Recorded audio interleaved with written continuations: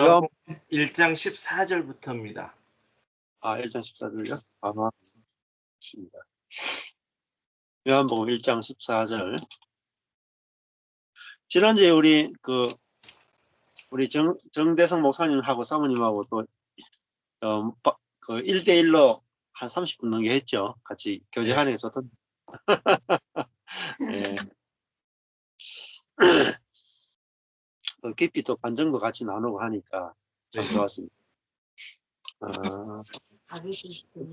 요한복음 1장 14절.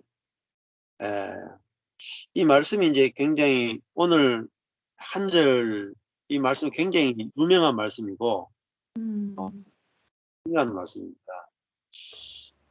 말씀이 육신이 되어 우리 가운데 아침에 우리가 그 영광을 보니 아버지의 독생자의 영광이요 은혜와 진리가 충만하더라. 이렇게 되어 있습니다. 이 말씀이 육신이 됐다. 이걸 이제 성육신이라고 말하죠. 거룩한 육신, 성육신 단어를 써요. 그 예수님을 이제 성육신이다 라는 말은 육신을 입으신 하나님이다 이런 표현이겠죠. 그래서 우리는 보통 이제 교리적으로 보면은 예수님만 성육신 하셨다 그렇게 이제 표현을 하죠.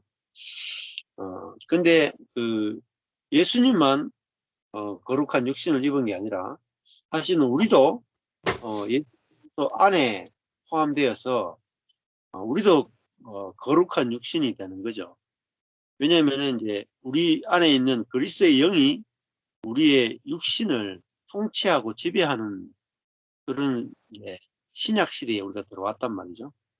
그래서 성령이 우리의 죄악된 자기중심적인 선악을 늘 판단하고 정죄하는 하나님의 위치에 있는 그런 그 죄의 본성에 지배된 그 몸을 성령이 지배하게 되면은 그것이 바로 성육신입니다.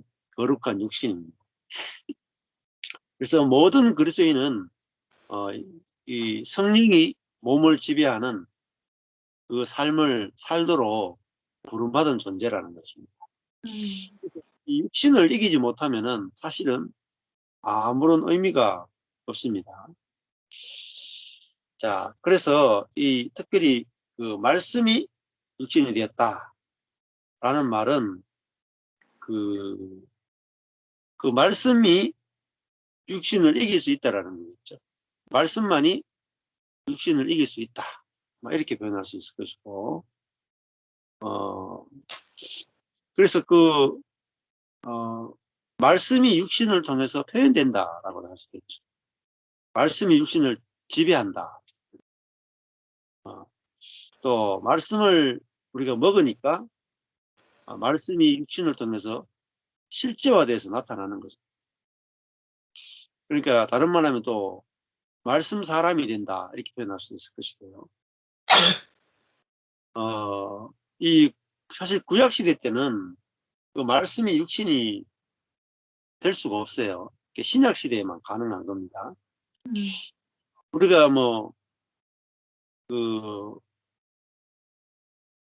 이런 우리가 예수님을 생명의 빵이다. 요한복음에서 이제 표현하는 게 예수님의 생명의 양식이다. 생명의 빵이다. 이렇게 표현을 쓰죠. 이거는 말씀이 육신이 됐다라는 말은 말씀이 실제가 됐다라는 말과 똑같아요. 실제. 그 실제라는 말이 이제 진리라는 말이죠. 말씀이 진리가 되었다. 우리도 이제 말씀이 진리가 되어 살아가는 시대가 됐단 말이에요. 우리가 밥을 먹으면은 그 밥이 실제로 우리 몸에 영양소가 되고 우리 몸에서 이제 건강하기도 하고 우리 몸을 또 이렇게 윤택하기도 하잖아요. 근데 이제 구약 시대에 보면은 아무리 말씀을 먹어도 육신이 말씀을 이겨버린다. 즉 구약 시대 때는 율법의 말씀을 아무리 듣고 지키려고 노력해도 육신이 말씀을 이겨버린 시대거든요. 그러니까 말씀이 육신이 될 수 없는 시대였단 말이에요. 결국은 사람이 그 몸에 굴복될 수밖에 없는 시대를 살았기 때문에 말씀이 실제가 될 수 없는 시대였습니다.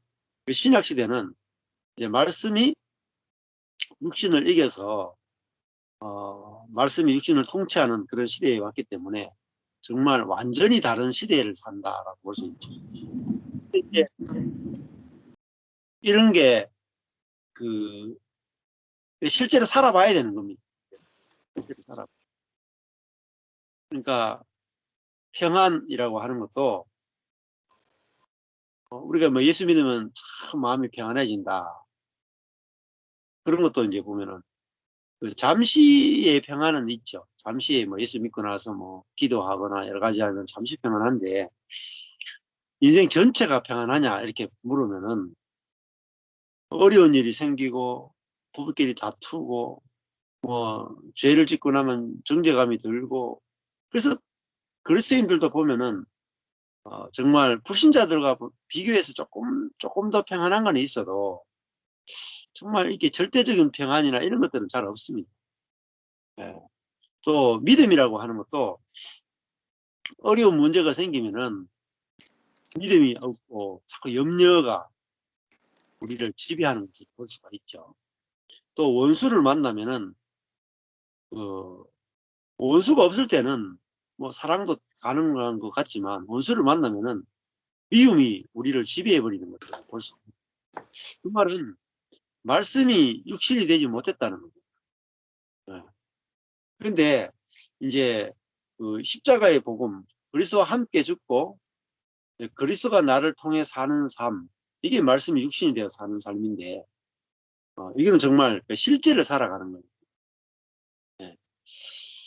그러니까 우리가 뭐 경건의 어떤 활동을 안 하는데도 평안이 늘 경험되고 안식하게 되고 우리 속에서 긍휼과 사랑이 흘러나오고 또 사랑과 연합이 누려지고 심령의 천국이 이루어지는 그런 것들이 가능하단 말이죠. 그래서 이 심령이 가난한 자는 복이 있나니 천국이 저희 것이며 그 천국의 실제가 이 땅에서 내 안에서 또 관계 안에서 교회 안에서 누려지는 것, 그게 바로 말씀이 육신이 되었다라는 겁니다. 그러니까 말씀이 육신이 됐다라는 말은 하나님과 똑같은 사람이 됐다는 거죠. 예수님을 볼 때 하나님인가 사람인가 이게 분간이 안 된단 말이죠. 그죠? 그냥 이게 잠도 피곤하거나 이런 걸 보면은 잠도 자야 되고 가시에 찔리면 아프고 잠을 못 자면 잠을 자야 되는 또 배고프면 먹어야 되는 그런 모습을 보면은 완전히 사람이잖아요. 그런데 예수님 속에서 흘러나오는 걸 보니까 사람에게서 흘러나올 수 없는 게 나온단 말이에요. 이타성이 흘러나오고 긍휼이 흘러나오고 안식이 흘러나오고 그 원수 사랑이 흘러나오고 이런 걸 보면은 하나님만이 할 수 있는 그런 생명과 본성이 예수님에게서 흘러나온다. 그러니까 옛사람인 자아인 우리와는 완전히 다른 사람이란 말이에요. 새로운 사람이다. 마치 하나님을 본 것 같아. 그래서 예수님이 그런 말씀하시죠. 나를 본 자는 아버지를 보았거늘 왜 아버지를 보여달라 하느냐. 그러니까 예수님 자신이 아버지의 표현체란 말이에요. 아버지의 생명을 그대로 표현해내는 사람이에요. 이게 얼마나 놀랍습니까? 사람인데 하나님의 생명을 그대로 드러내는 하나님과 완전히 연합한 사람이다. 이런 뜻이죠. 그러니까 그게 뭐냐면 그걸 영광이라고 합니다. 영광. 그러니까 아버지의 독생자의 영광이요. 이렇게 했죠. 그 다음에 그 앞에 우리가 그 영광을 보니 이렇게 씁니다. 영광. 자, 영광이라는 말은 이게 살아있는 그 하나님의 성품, 하나님의 생명, 하나님의 본성이 나타나는 걸 바로 영광이라고 합니다. 자, 그러니까 우리도 예수 그리스도 안에서 예수님과 동일한 삶을 살도록 우리가 부름받은 사람, 그게 바로 하나님의 자녀이죠. 자녀. 그리고 바로 앞절에서 하나님의 자녀가 되는 권세라는 말은 하나님을 그대로 드러낼 수 있는 권세를 가졌단 말이에요. 그게 바로 영광이죠. 하나님의 자녀는 하나님의 영광을 함께 누리는 자가 바로 하나님의 자녀죠. 예. 그래서 우리가 영광이라는 말은 우리는 보통 이제 영광이란 말은 막 능력을 가지고 막 성공을 하고 이런 걸 영광이라고 표현하잖아요. 예. 그러나 그게 아니라 하나님의 생명을 표현하는 것, 그게 영광입니다. 그러니까 그 영광이 어떤 거냐면은 기꺼이 낮아질 수 있는 게 영광입니다. 기꺼이 죽을 수 있는 게 영광이고요. 기꺼이 자기 자신을 허비할 수 있는 게 영광입니다. 기꺼이 십자가에 달릴 수 있는 게 영광이고요. 상대방에게 질 수 있는 거, 그게 영광입니다. 당신이 옳고 내가 틀렸다 할 수 있는 게 영광이다. 옛사람이 할 수 없는 일을 하는 게 다 영광입니다. 그게 구별된 거죠. 그걸 거룩이라 그래요. 거룩. 옛사람이 절대 할 수 없는 거, 이타적인 거, 이게 저절로 되어지는 거, 저절로. 노력이 아니라 이타적인 거. 이게 영광입니다. 자, 그 영광 중에 하나가 결국은 하나님의 생명의 영광입니다. 우리 이제 이 영광이라 그러면은 딱 이렇게 생각해요. 악한 것이 나오지 않고 선한 것이 나오는 거. 네, 그게 아니고, 만약에 이제 그걸 영광이라 그러면은, 우리 삶을 보면은 악한 것이 계속 나오거든요. 그렇잖아요. 우리가 변형이 돼도 악한 것이 나옵니다. 우리 몸에서 악한 것이 나와요. 우리 몸이 남아있기 때문에. 그래서 이렇게 생각해요. 변형됐다고 하는데 악한 것이 여전히 몸에 남아있네요. 내가 변형이 됐습니까? 안 됐습니까? 이런 질문이 나와요. 이 변형이라고 하는 것은 악한 사람이 선한 사람 되는 거 아닙니다. 그게 아니라 선과 악의 세계를 사는 사람이 생명의 세계를 사는 것이 변형입니다. 이게 너무너무 중요해요. 근데 이 개념이 이해가 안 됩니다. 일반적으로. 자, 땡큐. 고맙습니다.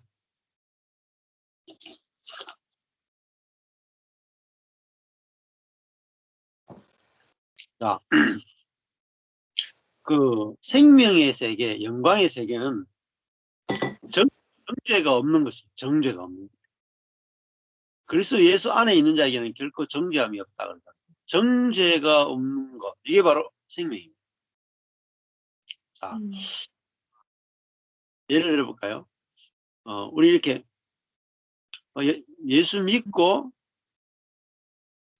믿었는데도 불구하고 다른 사람을 정죄하면은 변형이 된 겁니까? 안 됩니까? 다른 사람을 정죄하면은 안 된 거죠. 안 된 거예요? 어때요? 그래도 변형은 된 겁니다.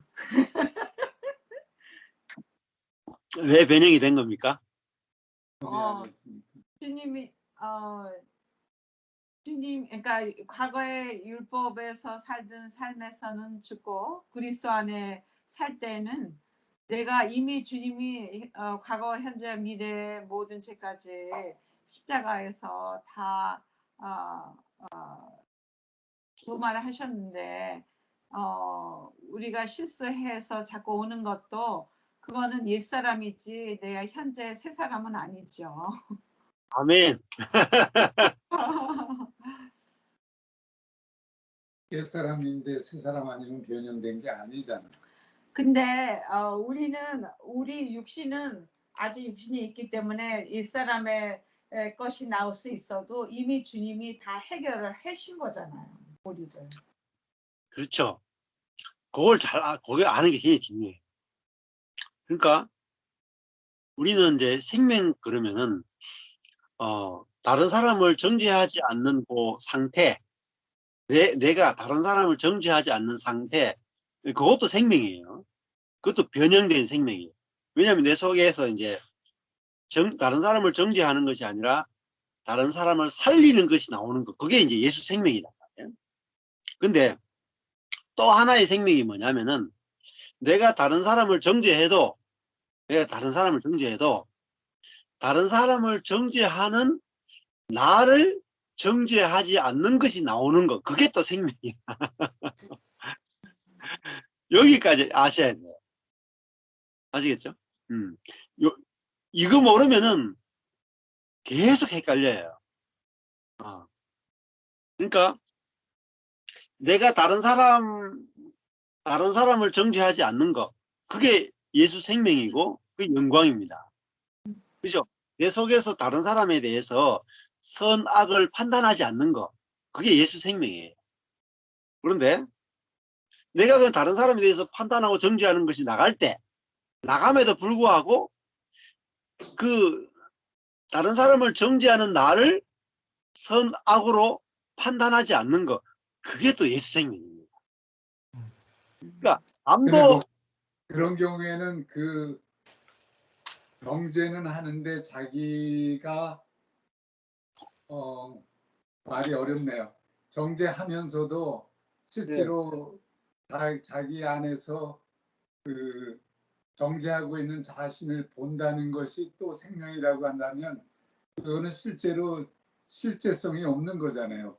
자기는 정죄하고 있는 자신을 보면서도 나는 정죄하는 나를 인식하면서 그게 또 다른 생명을 얻은 거라고 얘기하는 거는 좀 말이 좀 저에게는 이해가 안 되네요. 그렇죠. 지난번에 우리가 나눴던 것처럼 네. 사람을 정죄하고 있는 나를 볼 때 그게 네. 가짜 나구나라는 것을 보는 거죠. 그렇죠. 네, 그렇게는 이해가 돼요. 네. 가짜 나를 보는 것이 생명의 세계인 거죠. 그러니까 이 우리의 그 이성으로는 네. 이게 또 너무나도 도덕적인 그런 어떤 것 쪽에서는 도저히 이해가 안 되는 부분인 것 같아요. 그렇죠. 예. 그러니까 변형됐다면 분명히 예. 결과까지 좋아야 된다라는 게 우리 생각인데 네, 네. 예, 그렇지 않았거든요. 그래서 저도 지난번에 이제 우리 아들들하고 또 아들 친구가 이사하러 같이 와가지고 그 문제로 같이 한번 이렇게 서로 네. 이야기한 적이 있는데 쉽게 받아들이지 않아요. 그렇죠. 왜냐하면 정의라고 하는 것이 있잖아요. 선, 악 중에 선. 예. 당연히 거듭났다면 바뀌어야지. 왜 결과가 안 바뀌었는데 그걸 어떻게 변형됐다 할 수 있느냐. 이 이야기를 이제 한참 동안 좀 나눴거든요. 예. 그러니까 선악의 세계가 있고 생명의 세계가 있어요. 생명의 세계라는 건 뭐냐면은 무조건 살리는 게 쉽게 얘기하면. 그러니까 사랑밖에 없어요. 사랑밖에. 그게 생명이라는 거예요. 생명나무는 무조건 살리는 게 생명나무. 선악의 세계는 악한 것은 죽이고 선한 것은 살리겠다라는 거예요. 그러니까 선악의 세계에서 생명의 세계로 옮기는 거. 그게 구원입니다. 그러니까 생명의 세계는 사랑밖에 없기 때문에 살리는 것밖에 없어요. 그러니까 살리니까 누구를 살려야 돼요? 남도 살리고 나도 살리고 나도 살리고. 그래야 참 안식에 들어가고 내 자신을 살려야 남을 살리는 것이 저절로 됩니다. 자, 그러니까 이 선악의 세계에서 생명의 세계로 옮기는 거. 그렇죠. 그럼 다른 말로 하면은, 다른 표현으로 치면 내가 빈 밭이잖아. 빈 밭. 빈 밭인데 내가 먼저 하늘로부터 비를 받아야 내가 넘쳐가지고 다른 사람에게 이게 하늘에서 씨앗이 떨어지면 햇빛과 비를 받아가 그것이 자라가지고 그것이 또 풍성하게 다른 밭으로 또 옮겨갈 수가 있겠죠. 그러니까 내가 먼저 생명을 받아야 다른 사람에게 생명을 전할 수가 있겠죠. 그래서 선악의 세계에서 생명의 세계로 옮겼을 때 정죄하지 않는 것이, 정죄함이 없는 세계가 생명의 세계거든요. 그렇죠. 그러면은 그 정죄함이 없는 것을 내가 먼저 경험을 해야 되죠. 내 자신이 먼저 경험. 그래서 선악의 세계라 하는 것은 바로 율법의 세계입니다. 그 우리는 이제 율법이 없는 세계에 와 있단 말이에요. 자, 그 율법이 없다는 것이 내가 다른 사람을 정죄해도 그걸 정죄할 법이 없습니다. 내가 다른 사람을 살인을 해도 그 정죄할 법이 없는 거예요. 그렇죠? 그 법이 없으면은 그거를 이제 처벌을 못 해요. 어제 이제 북한 TV 그 북한 사람들이 탈북한 분들이 하는 방송을 봤는데 되게 웃긴 게 이제 1998년 저희 교회가 이제 개척될 때 지금 한 20년 전에 그때 북한에 한국 드라마가 연변 드라마로 소개돼 가지고 북한에 들어가기 시작했대요. 몰래 밀수품으로. 그런데 북한 사람들이 한국 드라마를 그때 이제 몰래 보기 시작한 거예요. 봤는데 보니까 너무너무 재밌는 거래요. 너무너무 재밌어 가지고 보기 시작했는데 그게 이제 아버지가 자녀들한테 이거는 한국 드라마인데 이 영화에 나오는 모든 것들은 실제가 아니고 세트장을 만들어서 하는 가짜다 하고 보여주는 거예요. 그러니까 한국의 거리, 뭐 옷, 뭐 모든 것 다 세트로 만든 거다 이렇게 하고 이제 보여줬는데 그 딸이 그거 보니까 나만의 드라마인데 세트장이라고 해서 보는데 무슨 생각이 드냐면 아니 세트장을 저렇게 비싸게 만들 수 있는가 그 생각이 들더래. 얼마나 돈이 많으면은 세트장을 저렇게 화려하게 지을 수 있는가. 그러니까 나중에는 이걸 세트장일 수 없다라는 게 결론이 나더래요. 그래서 이제 탈북해서 남한으로 내려왔거든요. 그래서 지금 이제 유튜브 방송을 해요. 너무너무 말을 잘해요. 그러면서 하는 말이 처음에 이제 2000년 정도에는 북한에 그 법이 없었대요. 남한의 드라마를 보면은 처벌한다라고 하는 법이 없었다는 거예요. 그 처벌을 못했다는 거예요. 그런데 이제 하도 사람들이 보고 마음이 막 바뀌고 막 탈북하는 일들이 벌어진 그 드라마 때문에 이제 탈북하는 일들이 벌어진 거예요. 그 드라마가 그만큼 엄청난 북한 사회에 영향을 미치고 있고 지금도 북한 사회 그 사상 교육이 안 될 정도로 정말 어마무시한 영향을 미치고 있다고 합니다. 그 탈북한 사람이 또 다시 그 북한으로 들어가서 가족을 데리고 나오기 위해서 다시 또 들어가요. 그러니까 암암리에 어마어마하게 지금 북한 사회가 그 위험한 상태입니다. 뒤집어질 수 있는 상황까지 거의 와 있거든요. 그런데 그 이후에 이제 한국 드라마가 너무 이 파급력이 크니까 그걸 이제 그 많은 법을 정했기 때문에 그때부터 이제 처벌하기 시작했다. 자, 그 법이 없으면은 그 처벌을 못 하잖아요. 마찬가지로 그리스도 예수 안에 있는 자는 이제는 율법에서 우리가 이제 해방되었다는 거예요. 그러면은 율법이 없으면은 그 처벌할 수 있는 법이 없기 때문에 자유케 되는 거죠. 자, 그게 이제 아주 중요한 겁니다. 그러니까 선악의 세계, 율법의 세계에서 우리를 생명의 세계로 옮겼잖아요. 그 율법이 없으면은 우리가 문제가 된다고 생각하잖아요. 그렇죠? 근데 율법이 없으면 문제가 사실 되는 게 아니라 없어요. 문제가 없어요. 왜냐면은 생명을 받아서 살거든요. 생명으로 살기 때문에 율법이 없어도 되는 겁니다. 근데 생명이 없이 율법이 없으면 이제 짐승이 되는 거죠. 문제가 생기는 거죠. 그러니까 우리가 하나님으로부터 생명, 살리는 것, 은혜를, 사랑을, 긍휼을 받으면은 내가 내 속에서 저절로 사랑과 긍휼이 흘러나가 버린 거야. 그러면은 율법이 뭐 필요합니까? 사랑과 긍휼이 흘러나오는 사람인데, 존재인데 율법이 필요합니까? 이렇게 하라 저렇게 하라가 필요 없죠. 왜? 내 속에서 저절로 사랑이 나오는데 이렇게 저렇게 하라고 하는 율법이 뭐가 필요하겠습니까? 하나도 필요 없는 거죠. 자. 그래서 내 자신에 대해서건 타인에 대해서건 우리가 생명의 세계를 산다. 이게 이제 중요한 거죠.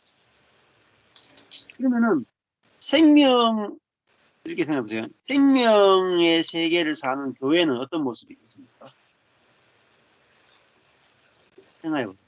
생명의 세계를 사는 교회, 선악의 세계가 아니라 생명의 세계가 실제가 된 교회는 어떤 모습일까? 우리는 이제 이렇게 생각해요. 야, 천국 같은 교회다. 그러면은 생명의 세계는 연합하는 거라고 했잖아요. 형제가 연합하여 동거하는 세계다. 형제가 연합하니까 일절 싸우고 다툼이 없을 것 같죠. 그죠? 아니, 형제가 연합하여 그리스도의 긍휼과 은혜로 살아가는 세계는 다툼이 없는 게 아니에요. 가족 안에도 예수 생명으로 살아가는 가정은 다툼이 없는 가정이 아니에요. 부부도 생명으로 사는 부부는 다툼이 없는 부부가 아니라 다투어도 문제가 안 되는 세계를 사는 거예요. 이게 중요한 거예요. 다툼이 없는 것이 아니라 다투어도 문제가 안 되는 세계. 다툼은 일어날 수밖에 없죠. 왜냐하면 우리 몸 속에 자기중심성이 여전히 남아있기 때문에. 그런데 부부가 딱 다투었는데 상대방도 정죄하지 않고 내 자신도 정죄하지 않으니까 싸움이 빨리 끝나버립니다. 그렇죠? 상대방의 잘잘못도 안 따지고 잘잘못을 따지는 게 선악이잖아요.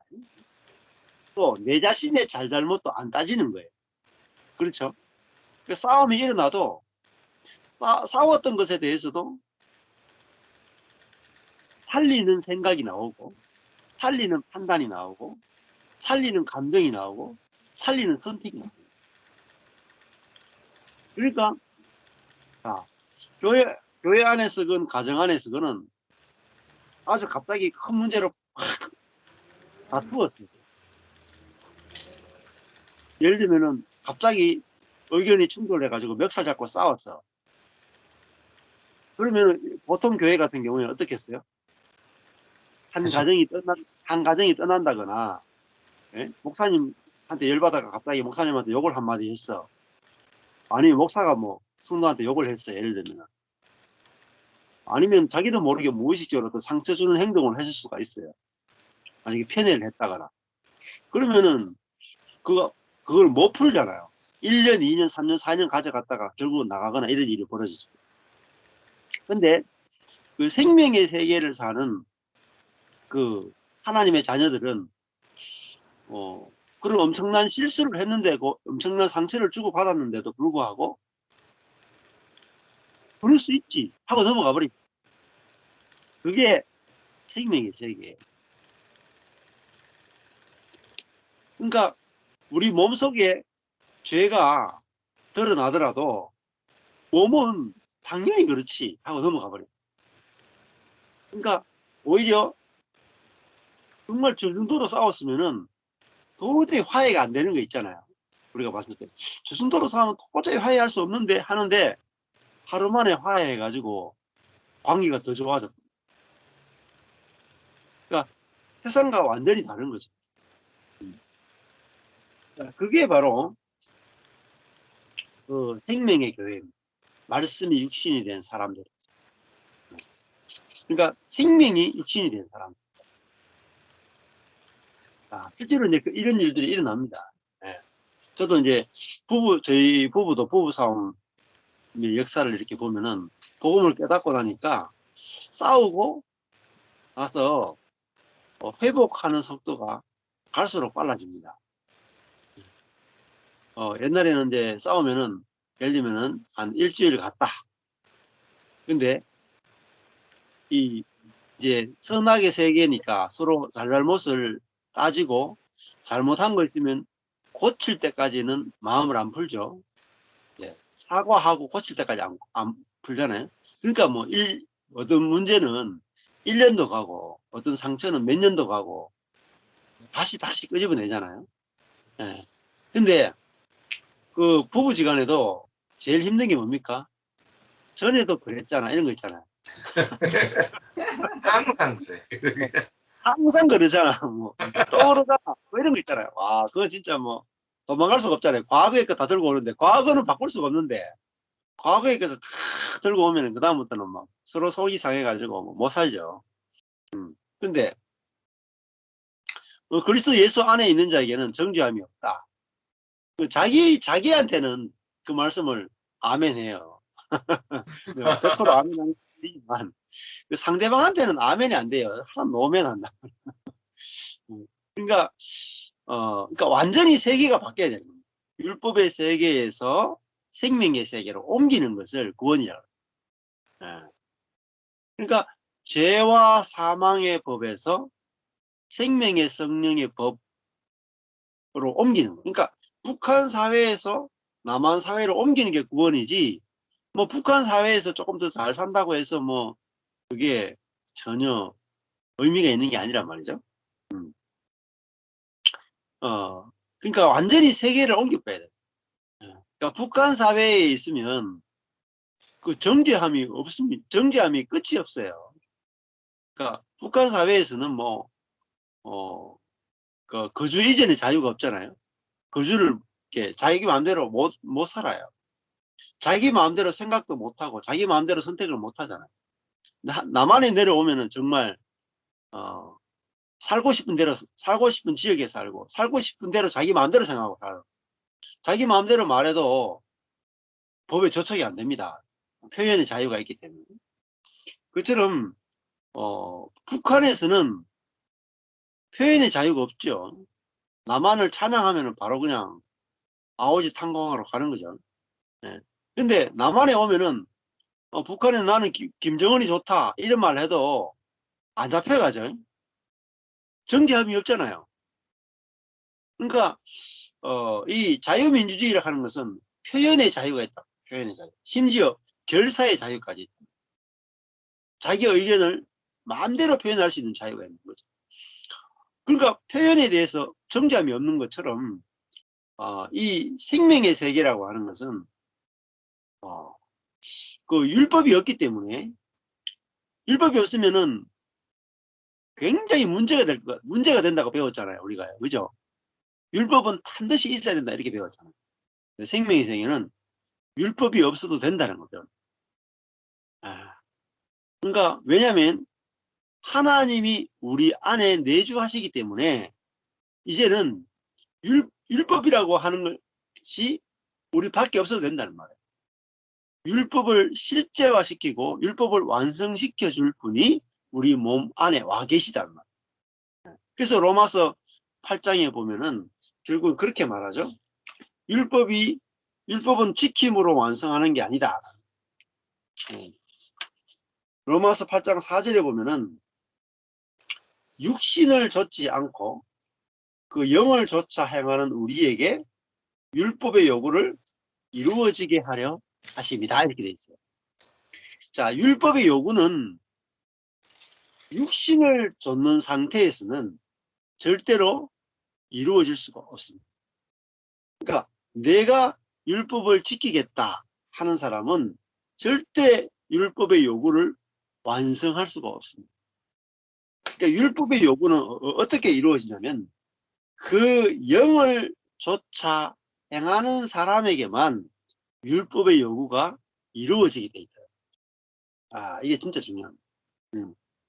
육신이란 말은 내가 노력해서 율법을 지키겠다는. 그 사람이 굉장히 선해 보이지만 나는 율법을 지키고 살겠다. 이게 하나님의 사람처럼 보이지만 하나님의 사람이 아니라 육에 속한 사람. 오직 성령을 조차 행하는 우리에게만, 이게 우리는 누굽니까? 그리스도인. 성령을 조차 행하는 사람만이 그리스도인이라. 그러니까 성령을 조차 행하는 우리에게 율법의 요구가 이루어진다는 거예요. 비로소. 자, 그러니까 이 율법을 따라서는 절대 율법 아래에 있는 사람은 절대 율법을 완성할 수 없고 율법 위에 있는 사람만이 율법을 완성할 수 있다. 이렇게 성경은 우리에게 말해주고 있습니다. 그래서 로마서 8장 4절이 굉장히 중요한 말씀이고, 자, 이게 헷갈려요. 그러니까 이번에 이제 우리 수원에서도 온 우리 집사님 부부도 헷갈리는 게 이거예요. 내 속에서 예를 들어 남편에 대해서 분노가 확 나와요. 내 몸에서 남편에 대해서 분노가 확 나와. 300도로 끓는다 하더라. 300도로. 100도가 아니고 300도로 끓는 게 다 미움과 분노와 정오가 확 나와서 입에서는 막 쌍욕이 나와. 자, 그러면은 어떻습니까? 내가 말 내려가는데 그런 남편에 대해서 분노하는 내 자신을 보면은 어때요? 아, 나는 변화된 게 없구나. 이렇게 생각하죠. 체인지. 변화된 게 없구나. 그러면서 내가 내 자신에 대해서 어때요? 절망해. 정죄에 빠지죠. 죄책감에 빠지고. 내가 내 자신이 좋습니까? 내가 내 자신이 싫죠. 또 나를 변화시켜 주지 않는 하나님도 싫어요. 그죠?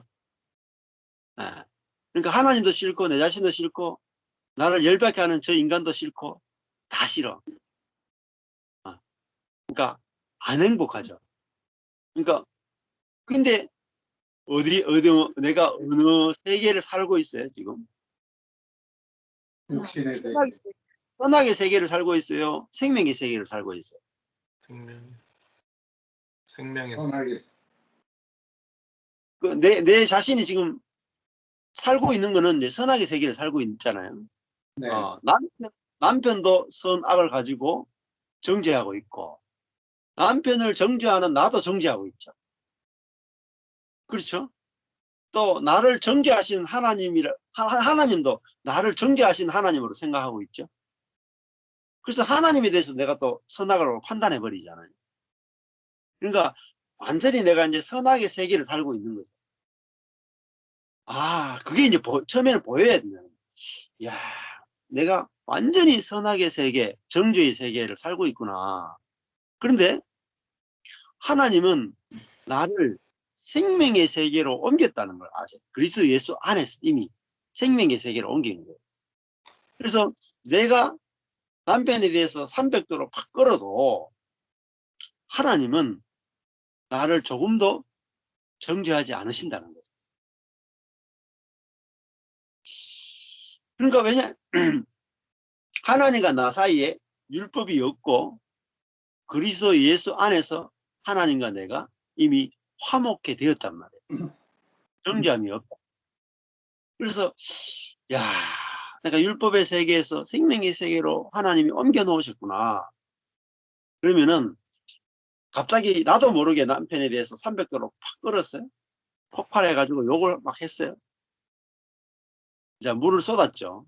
내가 통제가 안 되니까 물을 쏟았어. 근데 물을 쏟고 나서 그 다음에 중요하잖아. 그런 내 자신을 보면서 선악으로 판단할 필요가 없게 됐단 말이에요. 그렇죠? 이제는 내 안에 예수님이 나를 봐야 되지 내가 나를 보면 안 된단 말이에요.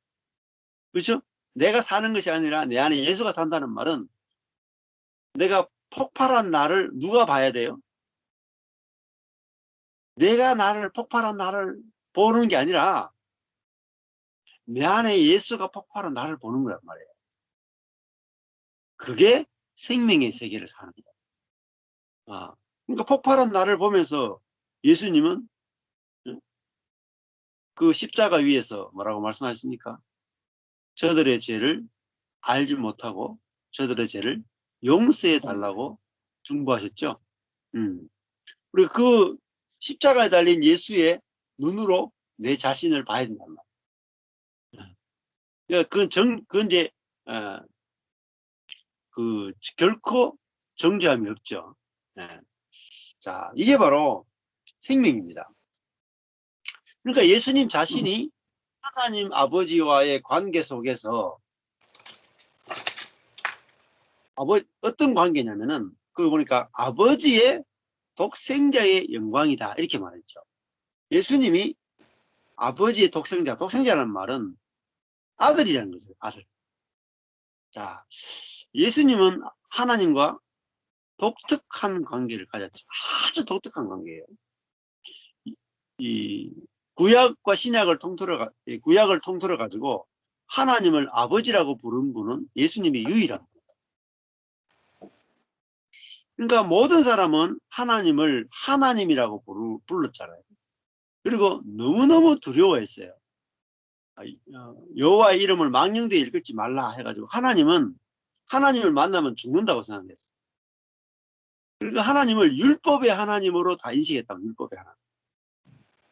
그래서 하나님과 사람 사이에는 십계명이 있다고 생각합니다. 그러니까 너무너무 하나님이 두려웠죠. 그런데 예수님은 하나님을 우리에게 어떻게 소개하고 있냐면은 아버지라고 소개하고 있습니다. 그러니까 아버지와 아들 사이에 없는 게 뭐냐면 십계명이 없습니다. 아버지와 아들 사이에는 율법이 없는 거예요. 아버지의 마음은 뭡니까? 아들에 대해서 살리는 것밖에 없어요. 그러니까 아버지의 마음을 아는 것이 바로 아들이죠. 아버지의 마음을 아니까 아버지가 아들을 얼마나 사랑하는지 그 사랑을 매일매일 누리니까 아들은 아버지와 똑같은 삶을 살게 되는 겁니다. 율법이 필요 없는 거예요. 아들은 아버지로부터 뭘 상속하냐면 아버지의 생명을 상속한 자. 그게 바로 아들입니다. 아버지의 마음을 상속한 자. 그게 아들이에요. 그러니까 우리가 하나님으로부터 받는 최고의 복, 최고의 지고의 복이 뭐냐면 아버지의 생명을 상속한 거예요. 그 생명 안에는 뭐가 들어있냐? 본성이 들어있고 그 본성이 뭐냐면 마음입니다. 마음. 그러니까 어린 양의 양의 아들은 어린 양이죠. 어린 양은 양의 생명을 받았기 때문에 양과 똑같은 삶을 살게 되죠. 물고기의 생명을 받았기 때문에 물고기와 똑같이 살게 되고 새는 새의 생명을 받았기 때문에 저절로 날잖아요.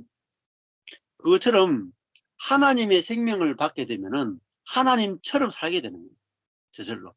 그 하나님처럼 살게 되는 게 뭐냐? 그게 율법의 완성입니다. 율법은 하나님의 생명을 이 땅의 사람들에게 표현하는 그림자란 말이에요. 그러니까 우리가 하나님의 생명만 있으면 율법이라고 하는 것은 필요가 없죠. 왜? 저절로 율법이 지켜져 버린다.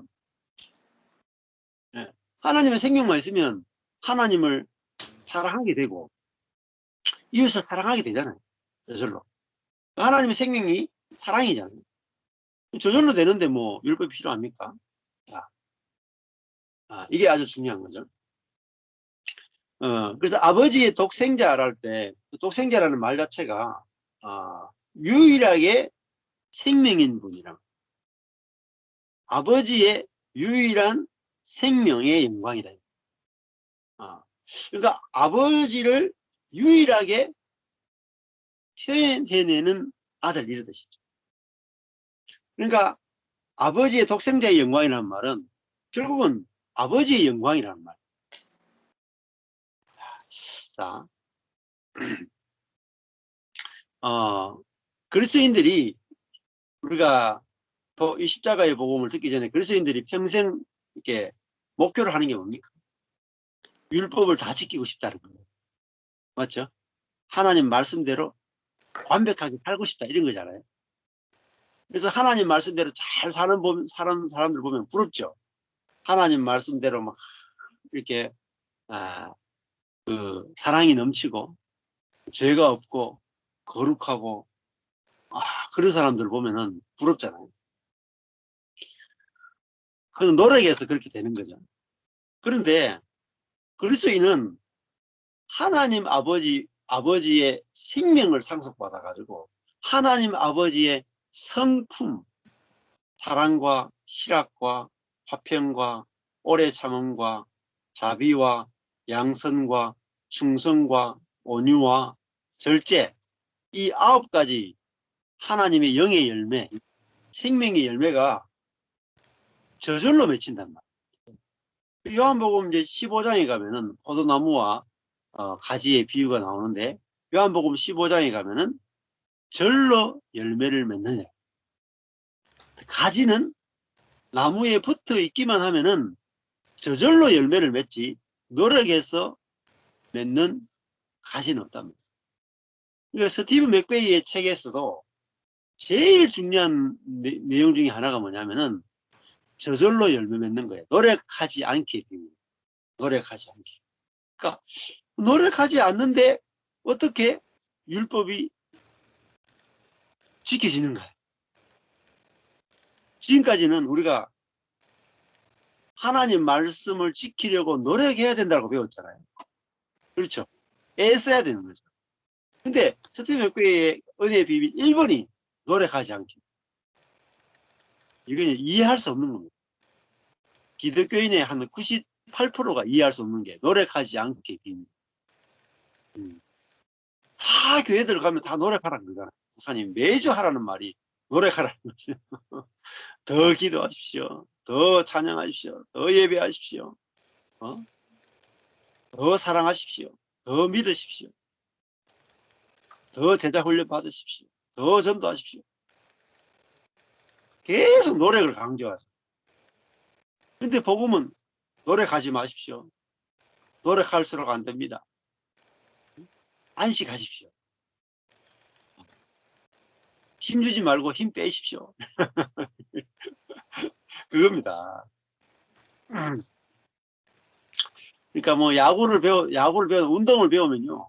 처음에는 힘 주는 걸 배우지만은 나중에 가면 갈수록 힘 빼는 걸 가르칩니다. 고급 기술로 힘 빼는 겁니다.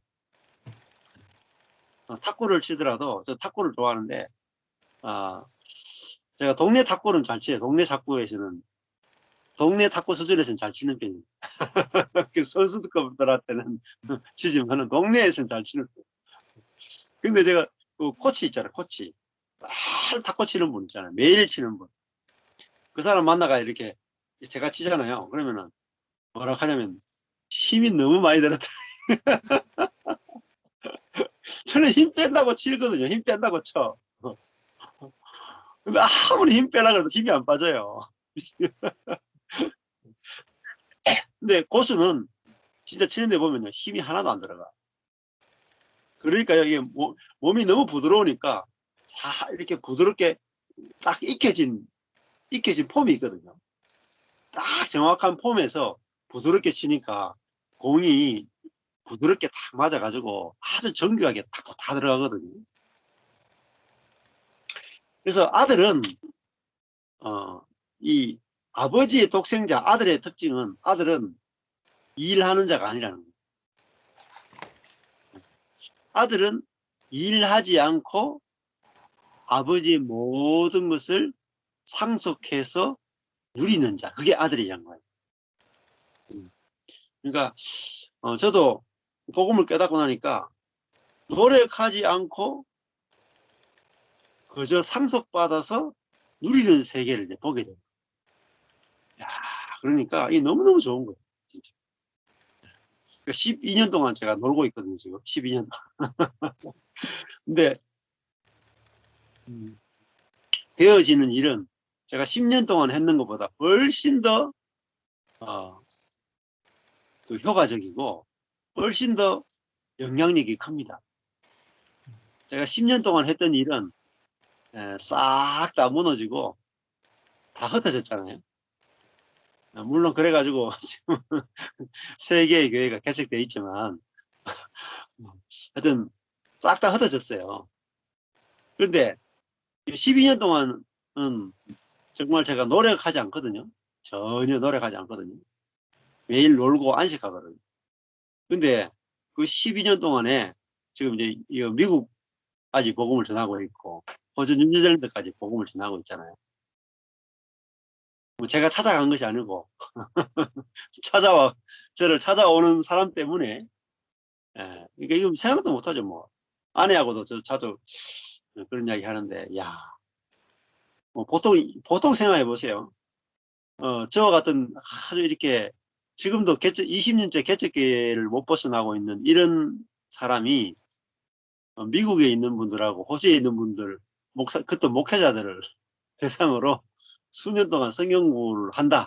여러분 가능합니까? 뭐 사이즈가 되고 뭐 라이센스가 있고 뭐 박사 학위가 있고 뭐 이래 좀 돼야 하지 않겠습니까? 근데 망한 사람은 절대 이렇게 못 하거든요. 근데 망했는데 사역이 되고 있단 말이에요. 그것도 목회자들 대상으로. 신기하지 않습니까? 그러니까 노력으로 하는 세계가 아니라 안식하는 사람, 그 아들의 세계를 사는 거예요. 그러니까 아들이니까 아버지의 모든 것이 자기 겁니다. 그러니까 아버지의 것이 뭐냐면 아버지의 생명이 자기 겁니다. 자, 그래서 이 아버지의 생명이 나오면은 저절로 사역은 저절로 됩니다. 자동으로 될 수밖에 없어요, 사역은. 사역하려고 할 필요가 없어요. 저절로 됩니다. 자, 먹고 사는 문제도 마찬가지고요. 자녀들도 그렇고. 요즘 이제, 애들이, 저희 교회도 이제 고려대 지금 2학년 다니는 친구가 있어요. 우리 목사님 아들인데. 공부를 잘해가 그래서 고려대학교 들어갔어요. 근데 이제 애가 이번에 내려와서 하는 말이, 고려대 교수님이 하는 말이, 인문대학, 고려대 안에 인문계열한테는 너가 취업도 틀렸다. 취업 안 된다 하는 거예요. 교수가 하는 말이 너가 취업 안 된다. 이야, 고려대 다니는데도 인문계 학생들에게 취업 안 된다 하는 말이, 그러니까 전부 다 고려대 인문계열은 전부 다 뭐 하려고 하냐면 회계사 하려고 합니다. 자격증을 따가지고 전문인이 되려고 다 준비하고 있는. 그러니까 걔도 그런 말 들으니까 나도 회계사 해야 되겠다 해서 회계사 하려고 하거든요. 그러니까 그 세상이 하는 말에 그대로 영향을 받는다. 내가 먹고 사는 문제 내가 해결해야 되는구나. 내가 이마에 땀이 흐르도록 노력해야 되는구나. 먹고 사는 문제 굉장히 어렵구나. 이렇게 생각합니다. 똑똑하냐 똑똑하지 않는 소용없어요. 그냥 그렇게 돼버린다니까. 근데 정말 내 자신이 말씀이 육신이 된 존재가 되잖아요. 말씀이 육신이 된 존재. 내가 하나님의 생명을 표현해내는 존재가 되잖아요. 아니 그런 사람이 있으면은 누구나 다 데려가려고 그러겠죠. 아니 뭐 일자리는 안 데려간다 할지라도 서로 사위 삼으려고 그러고 서로 며느리 삼으려고 그러겠어요. 진짜라니까요. 네? 내가 그런 형제 자매를 보면은 나 같아도 데려가려고 그래요. 우리 자녀들하고 엮어주려고 막 난리 다 데려가려고 그래요. 뭐 가만히 있어도 찾아올 수밖에 없어요. 하나님의 성품이 나오는 사람. 하나님의 생명이 흘러나오는 사람, 많은 사람들을 살리는 사람, 화목해 하는 사람. 그런 사람이 있으면은 바로 왕이 요셉 보고 뭐라 그랬습니까? 이렇게 하나님의 영이 충만한 사람을 어디서 구하겠느냐 이랬겠죠. 그죠? 어디서 구하겠어요? 문제는 우리가 하나님이 쓰시는 사람이 되는 게 우리 인생의 1순위거든요. 공부 잘하고 성공한 사람이 되는 게 아니라 하나님의 영이 우리 안에 거해서 그 하나님의 영이 우리를 사용하는 것, 그래서 하나님의 영의 그 생명이 나타나는 것. 사실 이것만 하면은 무엇을 먹을지, 무엇을 마실지, 무엇을 입을지 걱정하지 말라 그랬잖아요, 하나님이. 그렇죠? 걱정할 거 하나도 없습니다. 하나님의 생명이 안 나타나니까 사람들이 안 몰려들죠. 그렇죠? 안 찾아오죠. 그러니까 굶주리죠. 내 속에서 하나님의 영광이 나타나는데, 하나님의 생명이 나타나고 하나님의 사랑이 나타나는데 주변에 아무도 없다. 가짜입니다. 가짜. 서로 사귀자 그러고 서로 만나자 그러고 나하고 한번 교제하자 그러고 밥 같이 먹자 그러고 내 이야기 좀 들어달라 그러고 사람들이 찾아올 수밖에 없단 말이에요. 자, 그러니까 예수님 주변에는 사람들이 버글버글 한단 말이에요. 계속 찾아온단 말이에요. 그죠? 계속 찾아와요. 맛집을 보면은 저는 이제 아버지 모시고 월요일만 되면 맛집을 찾아가. 같은 집 계속 갈 수가 없어가지고 월요일만 되면은 볼만한 장소, 맛집을 찾아가 이 대구 주변을 돌아다니 아버지 모시고. 근데 제가 맛집을 다니면서 늘 느끼는 게 뭐냐면은 맛집은 아무리 저 산골 골짜기에 있어도 사람들이 찾아온다는 거예요. 가만히 있을 수가 없어요. 맛집은 저 산골 골짜기에 있어도 사람들이 차를 타고 몰려온다니까요. 자, 그러니까 이것만 있으면 돼요. 인생은 딴 게 필요 없어요. 아버지의 아들의 영광만 있으면 돼요. 그러면 인생의 모든 문제를 다 풀어줘요.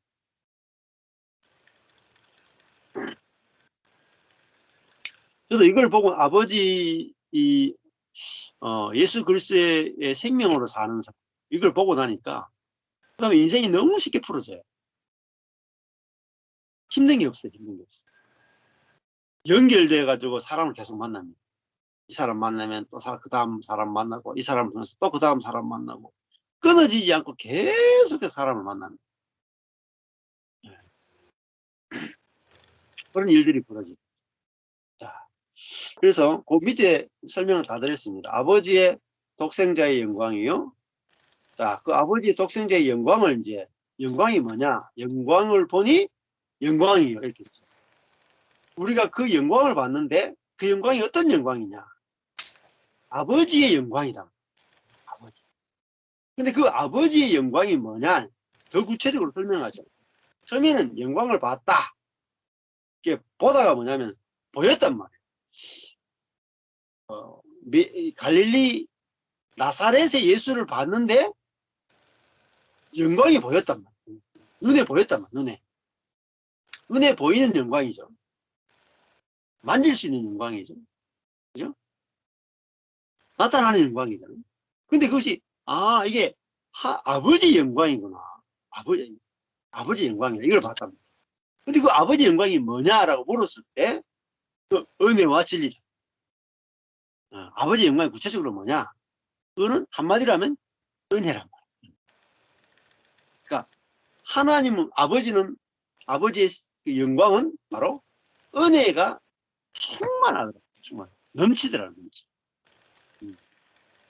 그 은혜가 뭡니까? 은혜는 바로 사랑이죠. 사랑. 무조건적인 사랑. 이 사랑.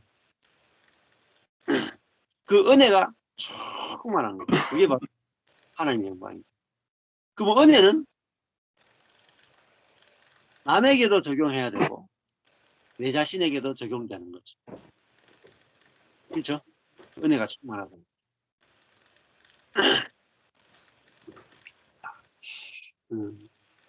그래서 은혜가 충만하다는 말은 뭐가 있습니까? 율법이 없다라는 거예요. 율법이 없는 상태. 그게 은혜가 충만하다. 그 진리가 충만하다라는 말은 진리는 알레테이아예요. 알레테이아. 실제. 예. 하늘의 것이 실제화되는 것. 그게 알레테이아. 하늘의 것이 뭡니까? 은혜. 이 땅에 없는 게 뭐예요? 은혜. 이 땅은 율법 아래에 있잖아요. 이 땅은 모든 것은 율법 아래에 있어요. 근데 이 땅에 없는 것은 율법을 초월한 거. 율법을 초월한 거. 그거 바로 생명이에요. 선악을 따지지 않는 그게 바로 은혜죠. 은혜. 생각해 보세요.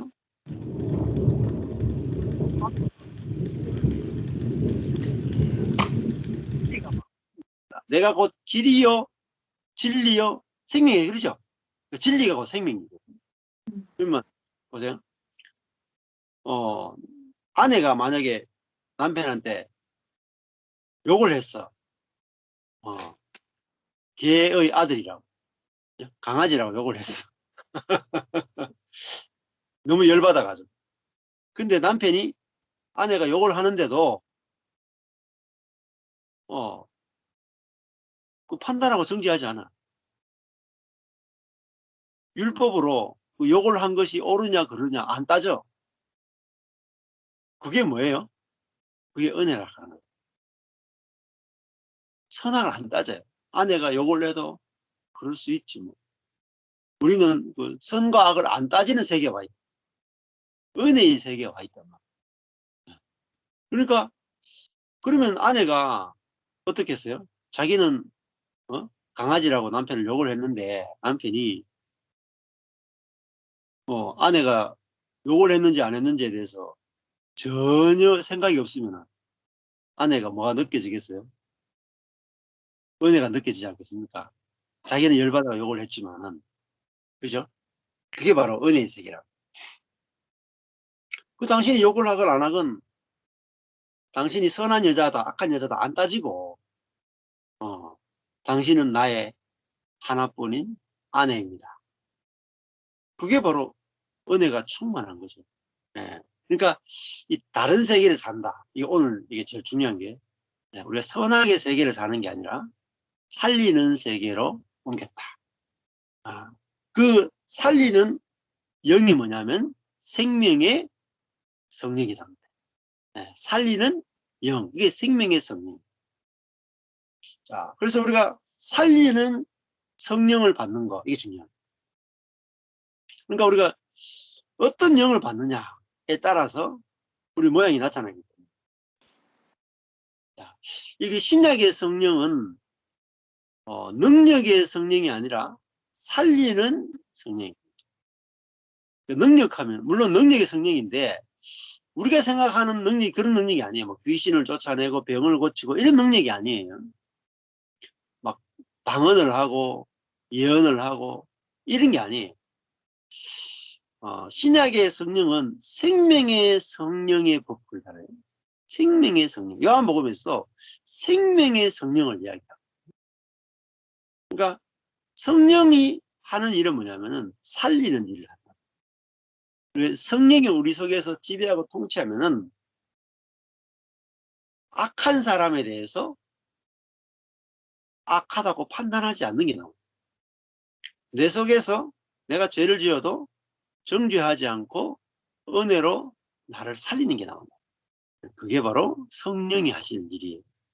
그래서 무엇보다도 우리는 생명의 성령을 경험하고 누리는 것, 이것이 참된 성령을 누리는 것이다, 이렇게 말하죠. 그러면 관계가 완전히 달라진다. 내가 내 자신과의 관계가 완전히 달라져 버리고 내가 다른 사람과 맺는 관계가 확 달라지고. 그래서 이게 바로 변형, 트랜스폼입니다. 진정한 변형이 있어요. 네, 이렇게 정리할 수 있을 것 같아요. 자, 오늘 뭐 여기 1장 14절의 말씀 그렇게 이제 생각을 하시면 될 것 같습니다. 자. 자, 오늘 요 14절 말씀 들으면서 또 느끼시거나 또 질문할 거 있으면 같이 나눔하시면 좋겠네요. 예. 저는 목사님 그 전체적인 목사님의 말씀하시는 그 독생자의 영광이요 은혜의 진리가 충만한 그 전체적인 메시지는 아주 은혜롭게 이해가 됐는데 아까 말씀하신 그 300도로 열받은 여자의 예를 들어서 거기에 대한 그 설명을 해주시는 거에 다시 좀 질문이 있어요. 그 내용은 그 300도로 열받았던 그 아내가 남편에게 아주 그 못되게 했는데 네. 그러고 나서 그 못되게 한 그 사람이 예수님은 이런 나까지도 은혜와 용서로 나를 사랑해 주시고 용서하셨다라고 하는 그러한 은혜를 깨닫게 될 때는 그 300도를 열받았던 여인도 그 생명나무를 먹은 거라고 하는 표현 자체가 이해는 되지만 제가 드리고 싶은 말씀은 저는 그 300도로 열받은 그 여자가 나는 정말 이럴 수밖에 없어. 나는 정말 남편을 보면 정죄할 수밖에 없어 하는 그 상태가 그 선악과 때문에라고 말씀하시는데 저에게 들리는 것은 어떤 운명적인 표현으로 들려졌던 것 같아요. 그래서 예. 나는 이렇게밖에 할 수 없는 나야. 어떤 운명이 그래서 어떤 그 선악과를 먹을 수밖에 없는 나야. 그걸 인정을 하는데 생명나무를 공급해 주는 그 씨야. 예수님은 그런 나를 정말 사랑하고 용서해 주시는 그 은혜의 예수님이라고 생각을 하면서 그 여인이 자기의 그 선악과에 머물러 있던 것을 깨닫는 것이 운명론적으로 살았던 그를 믿음의 눈으로 바꿔줬던 것이 아닌가 하는 그 생각이 들면서 생명나무라고 하는 것은 곧 믿음의 눈으로 하나님의 은혜의 각도로 자신을 볼 수 있어서 자기의 정죄했거나 자기의 운명적인 모든 거라든지 선악으로 봤던 그 정죄했던 자기의 눈을 바꿔주는 것이 결국은 그 믿음의 눈으로 변화시켜주고 결국 그것이 선악과에서 은혜 생명나무로 바꾼 것이 아닌가 하는 그런 생각을 하면서 목사님한테 말씀드려보는 거예요. 예, 예. 자, 이제 우리가 조금 더 나가보면은, 우리가 만약에 내가,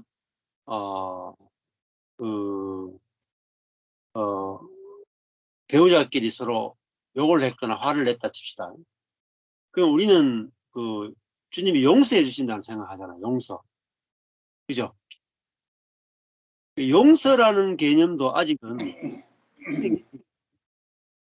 왜냐면은, 용서라고 하는 것은 이미 율법이 전제되어 있는 거죠.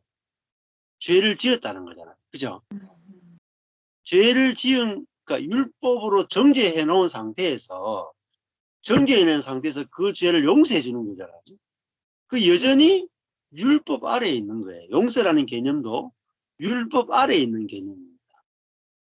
그런데 이제 생명의 개념은 용서라는 개념도 없는 거예요, 사실. 네. 정죄하지 않는 세계에 와버리는 거예요.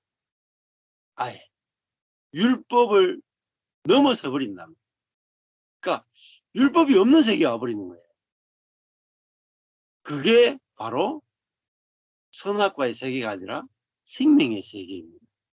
예, 목사님 그 부분도 설명 들어서 충분히 이해가 되는데 다시 원점으로 가서 이 300도로 그렇게 화를 내고 나는 그런 사람이었어. 근데 하나님의 그리스도의 생명나무의 은혜로 나를 그렇게 해주신 것을 깨닫고 이제 자기를 나는 정말 선악과에 있었던 사람이었구나 하는 것을 깨달았는데 그 다음 이 여자는 그 다음에도 똑같이 또 자기가 정죄했던 그 사실을 그 다음날 예를 들면 똑같은 행동을 또 남편에게 또 son of bitch 그렇게 걔 뭐 이렇게 요구를 한다고 한다면 실제로 생명나무를 계속 받았는데도 자기를 방어하고 변호하는 그런 상태로 머무는 거지 하나도 그 사람은 실제의 은혜의 삶에 지금 여기서 얘기한 그 알렉다의 그 실제적인 진리가 삶에 진리의 삶은 전혀 관계도 없이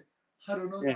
그리고 나 깨달았어 그리고 또 그 다음날 또 변함없이 변형되지도 않고 또 그 네. 상태에 머물러 있다고 한다면 그 사람은 정말 생명나무의 열매를 먹은 것이 아니라 아직도 정죄하고 아직도 옛 사람으로 그냥 머물러 있는가 아닌가 하는 생각이 또 드네요, 목사님.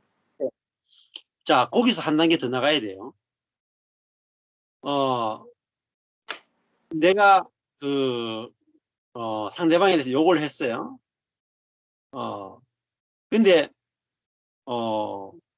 내가 욕을 해도 괜찮아요.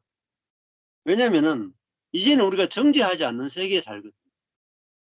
그러니까 정죄하지 않는 그 생명을 내가 예를 들면은 상대방의 배우자를 욕을 했는데 그때 뭘 먹어야 돼요? 배우자를 욕을 하고 나서 뭘 먹어야 돼요? 선악과를 먹어야 돼요? 생명나무를 먹어야 돼요? 생명나무를 먹어야죠. 생명나무를 먹어야 되죠. 네. 생명나무를 먹은 결과로 그 다음날 생명이 나오는 겁니다. 그리고 그 다음날 또 내가 생명나무를 먹었음에도 불구하고 그 다음날 또 욕을 했어요. 그러면 또 뭘 먹어야 돼요? 또 생명나무 먹어야죠. 또 생명나무 먹어야 됩니다. 이게 중요해요.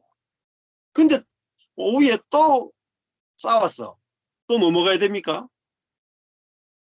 생명나무 또 그러면 계속 생명나무 변화되느냐 안 변화되느냐가 중요하지 않아요. 변화에 초점이 맞춰진 게 아니라 매일매일 그러니까 만나를 40년 동안 만나를 먹었다 그러잖아요. 만나만 먹었잖아요. 그러니까 우리가 내가 변형이 됐느냐에 포커스를 두시면은 내가 얼마나 변형이 됐는가, 얼마나 변화됐는가 그걸 보는 게 아니라 선악과를 아예 안 먹는 세계를 산다는 게 중요해요. 그러니까 내가 이 십자가의 복음을 듣고 얼마나 내가 바뀌어졌는가가 아니라 그건 체인지거든요. 변형이라고 하는 것은 다른 세계를 사는 걸 말해요. 내가 매일 죄를 지어도 매일 다른 사람하고 다투고 매일 자기중심적으로 살아도 우리는 매일 밥을 먹어야 안 됩니까? 그렇죠? 그러니까 생명 양식은 매일 먹어야 돼요. 그러니까 뭘 먹어야 돼요? 살리는 생명을 매일 먹어야 됩니다. 어떤 정죄도 먹으면 안 돼. 내가 어제 내가 우리는 이렇게 생각하잖아요. 대부분 그리스도인들의 문제가 뭐냐면은 내가 만약 아내한테 욕을 했어요. 그러면 하나님 앞에 나가서 회개하잖아요. 그죠? 회개하면 용서받죠? 감격을 해요. 그 다음날 가면은 아내가 또 욕을 해요. 그러면 또 회개하죠. 그러니까 이 삶이 계속 반복됩니다. 왜냐하면은 용서받아봤자 그 다음에는 용서받았기 때문에 내 삶을 변화시켜야 된다는 걸 또 요구를 받죠. 하나님께. 그러니까 율법의 세계를 못 벗어나. 그런데 이 생명의 세계는 동산 중앙에 선악을 알게 하는 지식이 있고 생명의 나무가 있는데 이게 선악을 알게 하는 나무는 1절 드시면 합니다. 1절 드시면 합니다. 생명나무만 먹어야 돼요. 중앙에. 어떤 상황에서도 판단하고 정죄하는 걸 먹으면 안 됩니다. 내 자신에 대해서. 어떤 상황에도 판단하거나 정죄하는 걸 드시면 그게 선악과입니다. 그럼 목사님 하나 더 나가서 생명나무를 매일같이 먹어야 된다는 우리의 삶에 그런 우리 존재를 이해가 되면 은혜의 비밀의 각도에서 보면 평화의 개념은 그렇게 필요하지가 않은 것 같으네요. 평화된 삶도 구원 자체에 이미 그 생명의 나무를 먹었으니까, 생명의 열매를 먹었으니까 매일같이 먹고 성화되지 않아도 성화의 예. 개념 자체가 은혜의 비밀에서는 중요치 않은 것 같아요. 아, 그렇죠. 우리가 갖고 있는 성화의 개념은 잘못된 개념입니다. 우리가 갖고 있는 성화는 악한 사람이 악을 점점점 버리고 선해지는 개념이잖아요. 그렇죠? 근데 성경에서 말하는 성화라고 하는 개념은 거룩하게 된다는 개념입니다. 그러니까 거룩이라는 말은 완전히 구별된 삶을 산다는 거예요. 완전히 다른 삶을 산다는 거예요. 그러니까 완전히 다른 삶은 죄를 짓지 않는 삶이 아니고 어떤 죄를 지어도 나 자신도 남도 정죄함이 없는 세계를 사는 사람. 그게 성화예요. 그게 거룩이에요. 그러니까 이 성화에 대한 개념도 달라지고, 그러니까 로마서도 보면은 우리가 이미 의롭다 함가 되었고, 이게 완성된 거예요. 의롭다 함바 되었고, 거룩하게 되었고, 영화롭게 되었느니라 이렇게 말해요. 그렇죠? 그러니까 우리가 어떻게 거룩하게 되었습니까? 되어서 가야 되죠. 예. 완전히 거룩하게 될 수 없잖아요. 근데 성경은 거룩하게 되었다라는 거예요. 그러니까 뭐가 거룩하게 되냐면은 정죄하지 않는 세계로 들어왔는 것을 가리켜서 거룩하게 됐다. 즉시로 누리잖아요. 내가 어떤 경지에 이르러야 되고 변화돼야 되는 게 아니라 나는 여전히 죄를 짓는데도 불구하고 정죄함이 없는 세계에 와 있단 말이에요. 그러니까 완성이 돼 있는 거죠. 우리는 완성돼 있는 세계를 사는 거죠. 아, 이게 얼마나 놀랍습니까? 그러니까 나의 어떤 행위와 전혀 상관없이 나는 정죄함이 없는 세계에 와 있는 거죠. 자, 예를 들면은 북한에서 그 자기 중심적인 사람이 있다만, 김인석이 김정은이 뭐 이거 우리한테 밥도 제대로 안 주면서 자꾸 뭐 아바이 수령이라고 자꾸 불러라 그러네 하면서 막 욕을 하던 사람이 있죠. 북한에서는 뭐 얼마나 그 사람들이 두드러기 맞겠어요. 그렇게 하면은 감옥에 갇히고. 근데 남한에 내려와 가지고 뭐 행동이 전혀 안 바뀌었어요. 남한에 내려와서 김정은이 김일성이 저렇게 살아가 되겠나 하고 막 써버리고 돌아다녀요. 사람 똑같죠, 그죠? 똑같은데 남한에 오면 어떻습니까? 그 사람에 대해서, 그 사람에 대해서 아무런 제재도 가하지 않잖아요. 있는 그대로 받아주잖아요. 그러니까 우리는 지금까지 이제 신앙생활을 그러면은 내가 막 비난하던 사람이 비난하지 않는 사람으로 변화되는 것을 성화라고 불렀잖아요. 그게 아니라 성화라고 하는 것은 세상 나라에서 하나님의 나라로 옮기는 거예요. 완전히 다른 세계를 사는 거예요. 그러니까 내가 여기 와서 와, 나는 정죄하는데 나는 정죄를 안 받아요. 표현의 자유가 있으니까. 그걸 받아보니까 내 속에 이제 그게 쌓여가지고 저절로 남을 정죄할 필요가 없어져 버리는 거죠. 내가 표현할 자유가 있으니까. 그 은혜를 입으니까 나도 이제 저절로 정죄하지 않는 것들이 나가버리는 거예요. 내가 정죄함이 없는 세계를 누려야 저절로 남을 정죄하지 않는 것이 자동적으로 되거든요. 큰 애쓰지 않고. 자, 내가 남들하고 잘 못 지내는 이유가 뭐겠습니까? 남들을 왜 미워하겠어요? 남을 미워하는 게 내 속에 율법이 있으니까 남을 판단하고 정죄하는 게 끝이 안 나죠. 네. 그러니까 율법이 있는 상태에서는 절대로 관계가 좋아질 수 없어요. 저는 북한에서 온 것 같아요.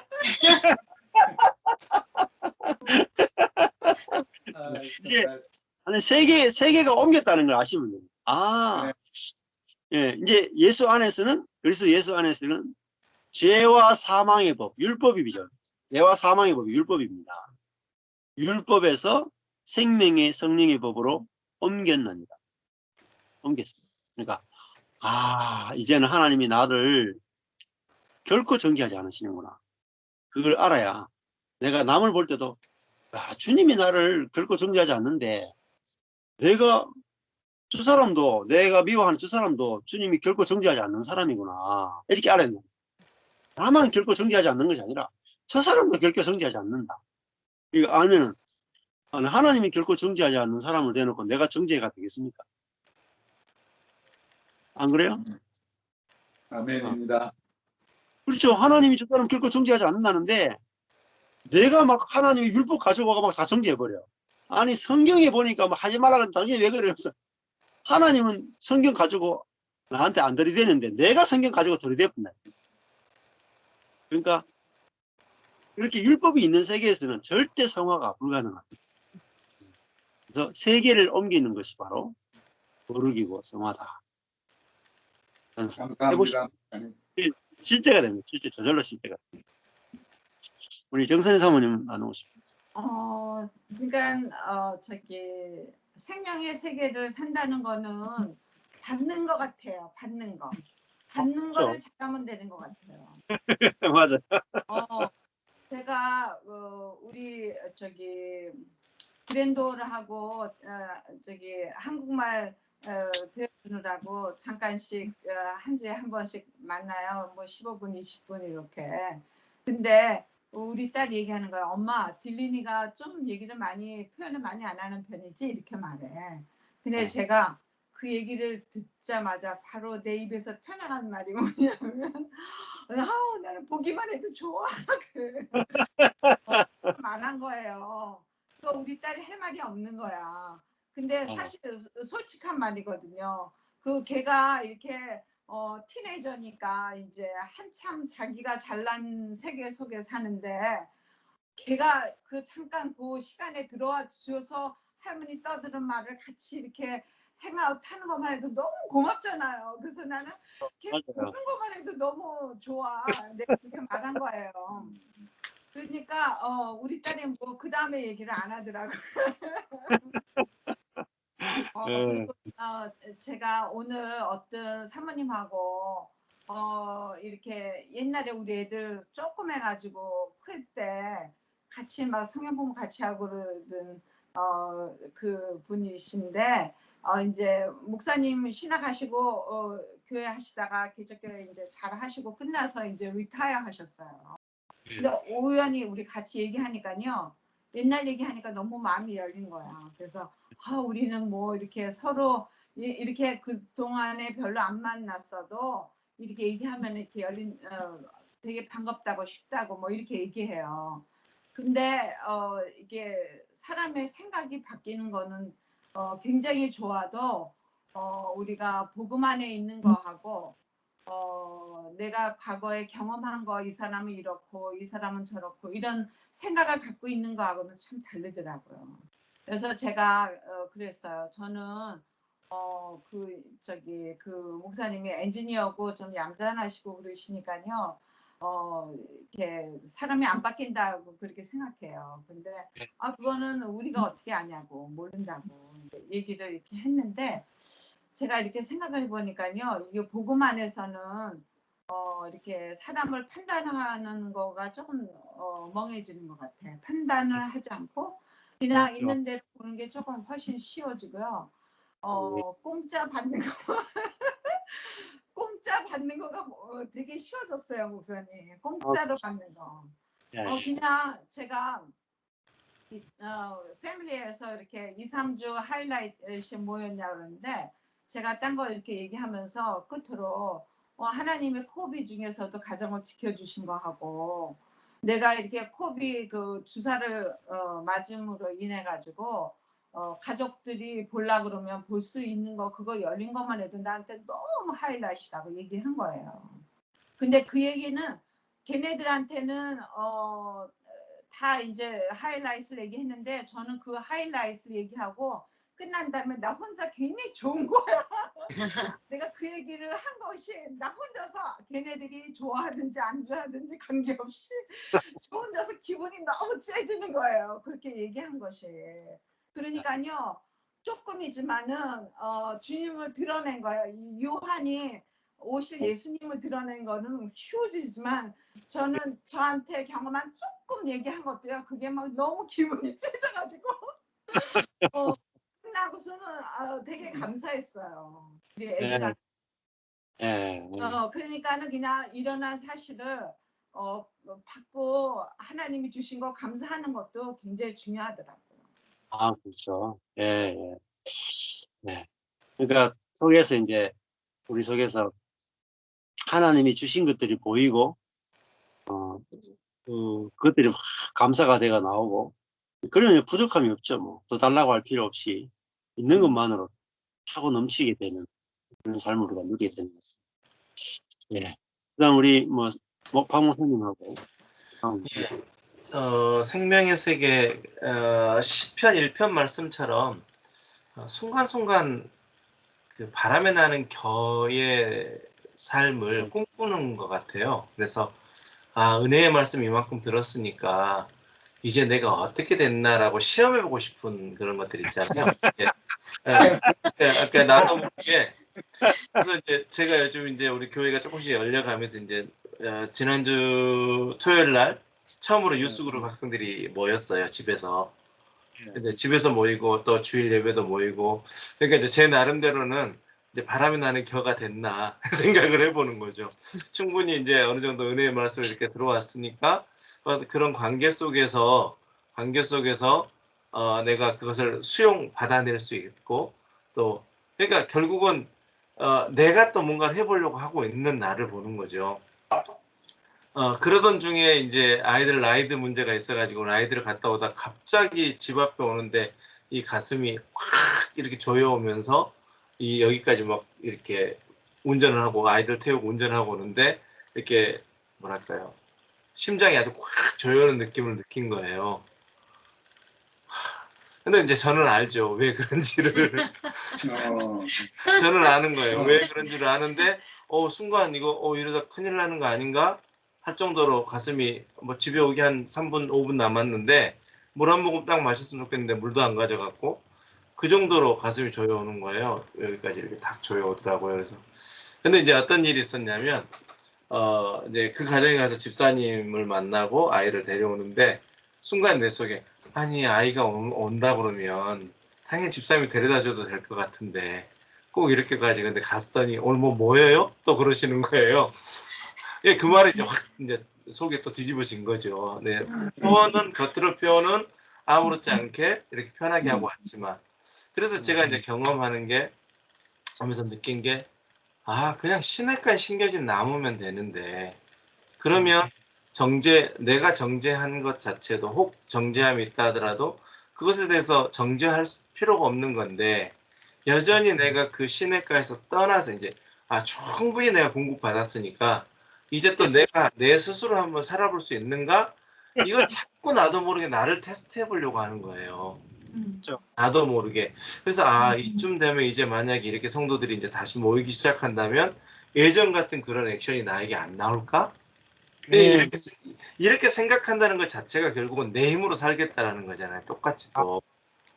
똑같이 선악으로 내가 지금 사는데 얼마만큼 내가 더 그것에 대해서 극복했느냐 이렇게 생각하고 있는 나를 본 거예요. 그러니까 결국은 내가 할 수 없다라는 거. 그래서 언젠가 목사님이 이 말씀 나누면서 그 이야기 하셨어요. 한 목사님 부부가 다른 교회로 부임을 갔는데 은혜 복음을 알았으니까 그 교회 가면 잘 적응되고 잘 받아들여 주겠지. 그랬는데 막상 그 교회를 갔더니 복음도 잘 알아듣지도 못하고 똑같이 그런 스트로크를 겪었다. 그거구나. 내 스스로가 내가 하려고 하고 있구나 여전히. 그래서 내가 얼마만큼 더 했나 이게 되나 이걸 나도 테스트해 보면서 자꾸 결국은 내가 했다 하고 싶은 나를 발견하게 된 거죠. 그래서 이 생명의 세계라고 하는 것이 선악의 세계와 생명의 세계, 이 생명의 세계라고 하는 것이 전혀 다른 세계인데 선악의 세계 관점에서 여전히 선을 가져다가 생명의 세계라고 착각하면서 이거를 내 나름대로의 뭔가를 만들어가고 있구나. 그런데 이제 그런 순간순간 보여지게 되는 게 있더라고요. 들었던 복음이 보여지는 거예요. 그러니까 예전 같으면 계속 그냥 그 선악의 세계라는 관점에서 그냥 파고들면서 거기에서 이제 결론을 얻어가려고 했을 텐데 이제 멈춰지게 되는 거예요. 그 상황이. 그리고 들려줬던 복음이 기억이 나는 거예요. 아, 이게 들으면 복이구나.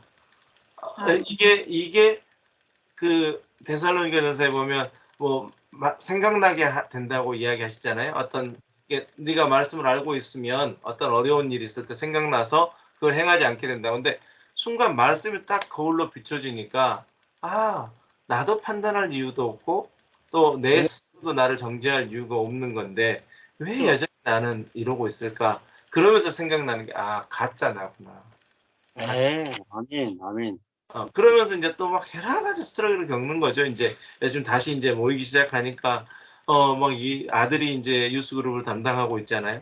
근데 아들은 왜 또 이렇게 했을까? 그냥 좀 더 그냥 여유 있게 그냥 가지. 막 이러면서 자꾸 이제 다른 사람을 핑계를 대는 거죠. 근데 내 속이 편하지 않으니까. 그래서 이게 여전히 선악으로 가려고 하는구나. 그런데 복음이 비춰지니까 예전 같으면 막 폭발을 지금 이번에도 뭐 폭발을 하죠. 300도 정도는 아니지만 아니야 모르지만 하여튼 290. 290도 정도 폭발을 해요. 근데 예전에 비하면 덜했던 것 같은데 그게 문제가 아니라 잠잠해지더라는 거죠. 아멘. 네. 아멘. 안식이라고 하는 것이 부활의 세계에 가장 중심인 것 같더라고요. 근데 그 안식을 예. 내가 누리고 싶다고 해서 누려지는 게 아니더라는 거죠. 내가 좀 네. 도를 닦았으니까 내가 좀 안식을 누릴 거다. 이 생각을 자꾸 하는데 그게 아니라 안식은 저절로 누려지는 거더라는 거죠. 아멘, 아멘. 자, 네. 그런 것들을 오늘 경험하면서 야, 말씀이 육신이 됐다 할 때 이제 말씀이 육신을 이긴다. 이 아까 처음에 시작하실 때 말씀이 육신을 지배한다. 말씀이 사람이 되었다. 말씀이 실제가 되었다. 이것이 구약에는 도저히 있을 수 없는 일이 예수님의 십자가로 말미암아 이제 이미 우리를 부르셨고 또 영화롭게 하셨다라고 하는 것들이 경험되는 것 같아요. 그래서 복음이 내게 들려졌기에 보여질 수 있는 것들. 그래서 계속 이 복음이라고 하는 생명나무가 계속 먹어진다면 저절로 이제는 뭐 더 이상 내가 그래서 요즘 많이 그런 것들이 경험이 되는 것 같아요. 하나님이 부르시고 하나님이 이루신다. 내가 가만히만 있으면 하나님이 하시는데 왜 자꾸 내 마음을 요동칠까? 네. 그래서 그런데 이제 지지난주도 제가 고백했던 것처럼 조금 내가 냉소적인 면이 없지 않아 있는 것 같은 느낌을 받아요. 그런데 네. 이게 죽음 안에 있는 것 같은 네. 죽음. 그래서 네. 정말 손 내밀어서 나를 붙잡아 세우시는 그 일을 보기를 소망하는 거죠. 네. 내가 죽어 있는 이 상태로. 그래서 그런 것들이 복음이 안 들려졌다면 분명히 다른 방법으로 내가 어떤 애를 쓰고 또 열심을 내고 또 나의 그렇지 못한 나를 보면서 또 나를 정죄하고 아주 수없이 깊은 어둠의 밤을 지냈을 텐데 그런 것들이 이제 생명의 빛으로 소망케 되어지는 그런 믿음이 조금씩 저게 자라나는 것 같아요. 네. 아멘. 그런 부분들이 참 중요해요. 고린도전서 4장 보면은 고린도전서 4장 3절에서 5절까지 읽어보시면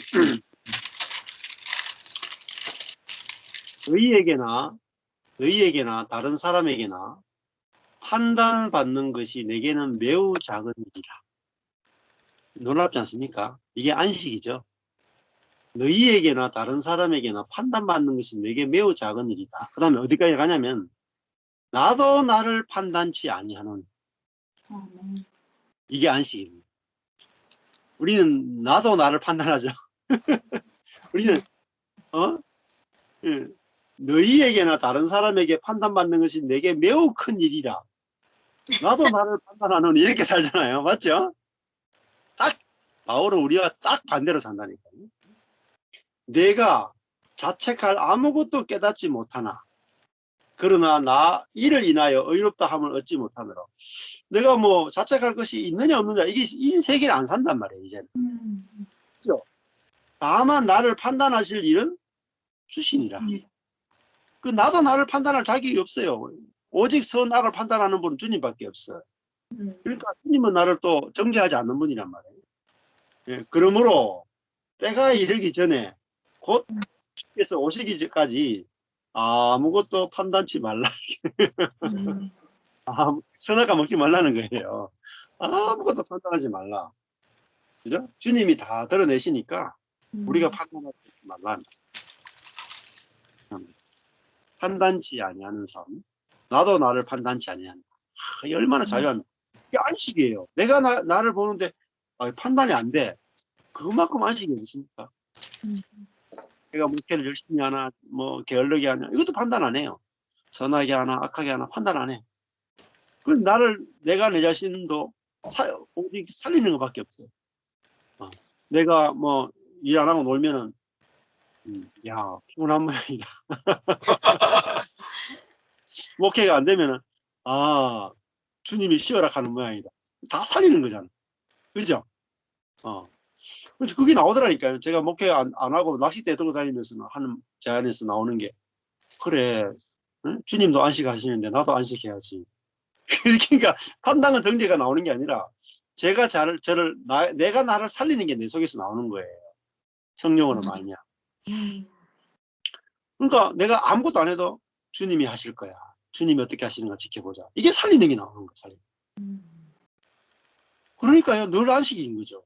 내가 나를 살리는 것이 내 안에서 문장으로 나온단 말이에요. 우리는 내가 나를 살리는 게 문장으로 나와요. 네 그렇게 살아가 되겠나? 목사가 그렇게 기도하지 않아가지고.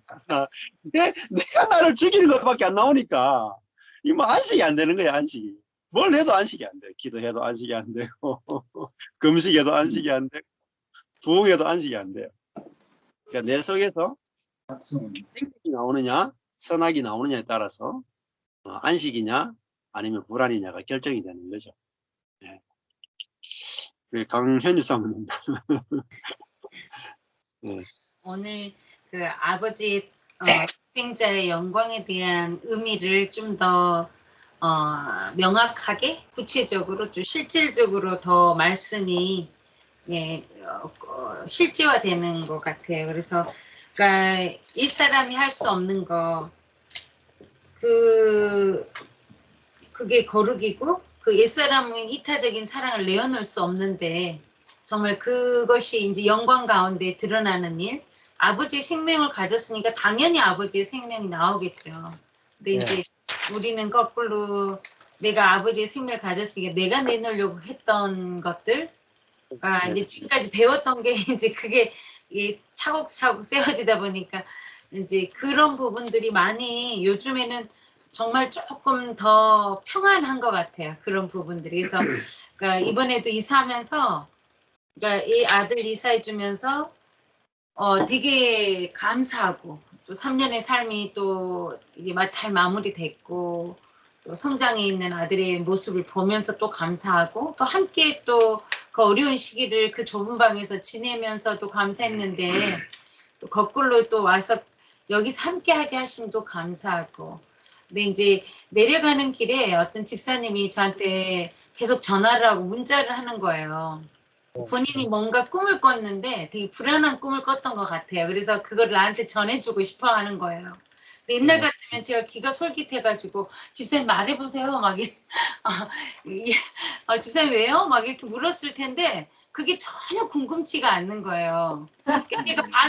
제가 반응을 안 하는 거예요. 뭐라고 집사님이 그리고 전화를 그렇게 할 사람이 아닌데 또 잘 도착했는지 불안하시니까 혼자 막 불안해가지고 계속 했는데 이제 마지막 이사 다 싸고 또 전화가 온 거예요. 그래서 문자가 다시 오셔서 집사님 이제 너무 감사하다. 염려해주고 걱정해주는 집사님의 마음, 귀한 마음은 너무 잘 받았다. 설령 어떠한 일이 일어날지라도 선하신 하나님 믿기에 전혀 두려움이 없으니까 걱정하지 마라. 그게 참 안식이 아니겠느냐. 이제 이 설명을 이제 간단하게 문장으로 써서 집사님한테 보내면서 이제 남편에게 여보 옛날 같으면 내가 이런 문자를 받거나 전화를 받았으면 굉장히 내 스스로가 내가 그 표현은 안 하고 이렇게 침착한 척 있겠지만 안에서는 요동을 했을 거거든요. 근데 그게 전혀 저를 요동하게 하질 않더라고요. 그러니까 선하신 하나님을 믿으니까 하나님 행하실 일이 있고 뭐 내가 원하는 대로 되던 내가 원하는 뜻대로 안 되던 하나님의 세밀한 뜻이 있어서 더 선하심으로 역사하실 텐데 그게 이제 그 내가 원하는 어떤 뜻이 어떤 부분에서는 조금은 죽은 것 같아요. 다 죽었다고 할 수는 없고 어떤 부분에서는 좀 죽은 것 같은데 이제 그날은 그게 이렇게 생명이 탁 나오더라고요. 집사님을 위로하면서 감사를 전하면서 그 신실하신 하나님을 다시 그래서 우리가 더 안식하고 더 평안을 누리자. 이제 그랬더니 딱 이게 끝나더라고요. 그게. 그래서 이게 이제 어떻게 반응하냐에 따라서도 상대가 그 평안을 함께 누릴 수도 있고 그 두려움과 번민을 더 심하게 내가 겪게 할 수도 있겠구나. 옛날 같으면 저를 생각했거나 아니면은 그 어떤 A라는 집사님 B를 생각하면서 막 이야기하면 제가 그게 진짜 선하다고 생각하니까 때로는 제 마음이 막 이게 동하더라고요. 같이. 그게 선하다고 생각하니까 좋은 말을 해줘야지 막 이렇게 생각했는데 그게 내가 할 일이 아닌 것을 아니까 그리고 설령 내가 해도 될 일이 아니라는 걸 알기 때문에 이제 그게 이렇게 딱 이렇게 꺾이더라고요. 그 부분이 어떤 부분은 그 요동함이 확 죽어버렸죠. 이번에 이제 제가 그걸 보면서 하나님의 안식과 평안이 이렇게 생명을 살리구나. 안 그랬으면 제가 만약에 불안하고 요동치면 남편이나 애한테 뭔 말을 하겠죠. 분명히 어떤 표현을 해내겠죠. 그럼 모두 불안하게 그 요동의 파동을 계속 가중을 시켜서 파장을 일으키겠죠. 근데 여기서 확 죽어버리니까 타인에게 파장을 일으킬 요동함을 주지를 않더라고요. 근데 그거를 이게 이번에 하나님이 확 보게 하시더라고요. 그래서 이게 그러니까 이제 목사님하고 요한복음 딱 들어가면서 이제 목사님이 처음 그랬잖아요. 그 요한복음 시작할 때 이게 생명으로 읽어봤으면 좋겠다. 이걸 다시 한번 읽어봐라. 이렇게 말씀 주셨는데 다른 말씀도 생명을 살리는가? 이렇게 성경이 보이니까 말씀이 구약도 많이 달리 보이더라고요. 그렇죠. 맞아요. 그래서 이제 요즘 더 큰 가운데 은혜 가운데 더 있는 것 같아요. 그래서 그 생명의 성령의 법이 사망의 정말 법에서 나를 살리신 그 은혜를 근데 아까 정 목사님 말씀하신 그 부분이 저도 되게 그 용납이 좀 어려웠던 부분인 것 같아요. 왜냐면은 그 정죄하고 있는 그를 아니면 다른 사람을 정죄하는 나를 정죄하지 않은 법. 그게 사실은 생각보다 어려운 법이거든요. 그래서 거기까지를 나아가는 게 사실 안 하면 좋은데라고 저건 아니지 이렇게 다시 선악을 확 회전하려고 하는 모습을 순간 깨닫잖아요. 그래서 그리고 타인에 대한 정죄를 좀 덜한다 할지라도 내 자신에 대한 정죄는 사실은 되게 가차없이 되잖아요. 이게 왜 그랬을까? 내가 왜 그랬을까? 이게 아직도 내가 살아가지고 이게 나는 안 죽을까? 막 이러면서 그게 이제 저를 많이 눌렀던 부분인데 이제 오늘 말씀이 정말 그 영광, 거룩 그리고 아버지의 독생자의 영광이라는 그 부분이 이렇게 흐름 속에 딱 매치되면서 그렇지 아버지의 영광은 이 사람의 것이 아닌데 자꾸 이 사람의 것으로 아버지께 영광 돌리려고 하는 그런 모습을 객관화시킬 수 있고 이제 거울처럼 그러니까 남편하고 그 이야기를 좀 많이 하는데 거울을 대면해서 본다라는 그 말씀이 보여지기 시작하는 거. 그게 너무 큰 은혜인 것 같아요. 그래서 요즘 그런 평안이 또 안식이 이제 교회가 움직이도 이제 뭐 되든 안 되든 그거는 내 속은 아닌데 뭐. 근데 이번에 뉴스애가 이제 고등학생 졸업 나가지고 대학생이 됐어요. 그러니까 자기 엄마한테 그랬대. 이제 집사님 문자를 보낸 거예요. 집사님 저희 딸이 그러는데요. 사모님이 너무 행복해 보인대요. 이렇게 온 거예요. 중학교 때부터 쭉 봤잖아요. 지금까지 개척하면서. 그랬는데 제가 늘 교회로 바빴잖아요. 그러니까 유스 애들이 오면 이제 와서 누구 왔나 확인하러 가고 인사하러는 갔지만 그의 눈에도 늘 바쁜 나를 봤겠죠. 항상 바쁜 사모님. 근데 이제 집에서 내가 막 요리도 해주고 맞아주고 그리고 요리하는 게 너무 재밌는 거예요, 요즘. 해서 나누고 이렇게 너무 행복해요. 그래서 아, 이런 것도 이렇게 행복하구나. 이제 이런 걸 막 느껴가며 트윗들에서 막 이게 그 깻잎 따서 깻잎 장아찌 이렇게 만들어가지고 유튜브 몇 번 봐가지고 다시 만들고 또 다시 만들고 해서 근데 되게 예민한 집사님이 이거 누가 만들었냐고 딱 그러시는 거예요. 남자 집사님 주일에 밥 먹더니 그랬더니 그거 사모님이 만든 거예요. 이제 본인 아내가 그런 거에서 사모님 요리를 아주 잘하시네요. 이제 그러는 거예요. 근데 그 말이 뭐라고 그렇게 기분이 좋은지 그래서 그래서 깻잎 하나로 그냥 주일이 행복해서 많이 웃었는데 아이가 보면서 그 말을 자기 엄마한테 피드백해가지고 집사님이 저한테 피드백을 해주시는 거예요. 사모님 너무 행복해 보이신다고. 그래서 지금 가장 어렵고 힘든 일을 지나가고 하나님이 참 그 생명으로 사는 법을 알려주셔서 다른 것이 그러니까 중요한 것이 아닌 것을 중요한 것이 아닌 것에 내가 목숨을 걸었던 것들이 좀 이렇게 이게 탁 끊어지고 이게 사람과 사람이 대면하고 연합되는 일. 그러니까 뉴스들이 오고 집사님들이 한 가정 올 때마다 옛날에는 제가 중보하면서도 자꾸 그의 가정과 제가 아는 제 선으로 하나님이 임하시기를 엄청 기도하며 축복했잖아요. 근데 그게 아무런 쓸모없음을 나의 의라는 것을 이제 깨닫게 되니까 정말 하나님이 그 가정에 또 하나님이 그의 영혼 가운데 임하실 그 일이 그 생명을 살리는 일이 얼마나 소중한 일을 아니까 그냥 다른 게 이렇게 확 내려가 버린 것 같아요. 그래서 이제 그런 부분들이 많이 평안해져서 그래서 이번 주는 행복한 주간이었습니다. 이제 이걸 딱 정리를 해보면은 우리가 그리스도가 내 안에 계신가? 이걸 자꾸 이제 아주 중요한 거죠. 그리스도가 내 안에 내주하심. 굉장히 중요한데 이것만 가지고는 복음이 깨달아질 수가 없어요. 우리는 자꾸 이제 내가 내 안에 예수님이 내주하고 계시고 내주하고 계시니까 나를 통치해서 생명이 나와야 된다. 그래야지 변화된 것이다. 이렇게 자꾸 생각한다는데 그냥 내 안에 예수가 살아있는 예수가 나를 통해서 나타나는 건 너무너무 중요한 거예요. 그러나 또 더 깊이 들어가면은 내가 내 안에서 예수의 생명이 나오느냐 안 나오느냐보다도 더 중요한 것은 내가 다른 세계로 옮겼다는 게 중요해요. 내가 예수 안에 포함되는 게 중요해요. 그리스도가 내 안에, 내가 예수 안에 이렇게 되거든요.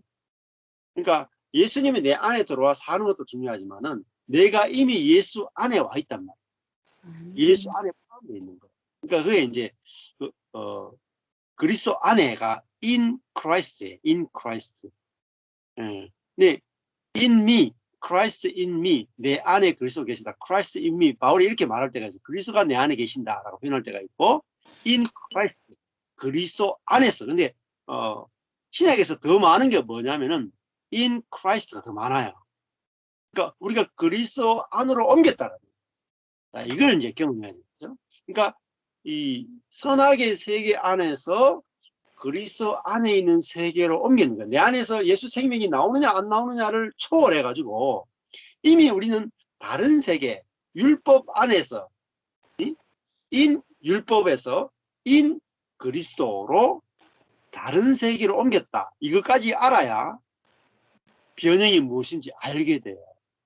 그러니까 in Christ라는 말은 내 안에서 변화가 있느냐 없느냐를 아예 초월해 버립니다. 변화도 안 보는 거예요.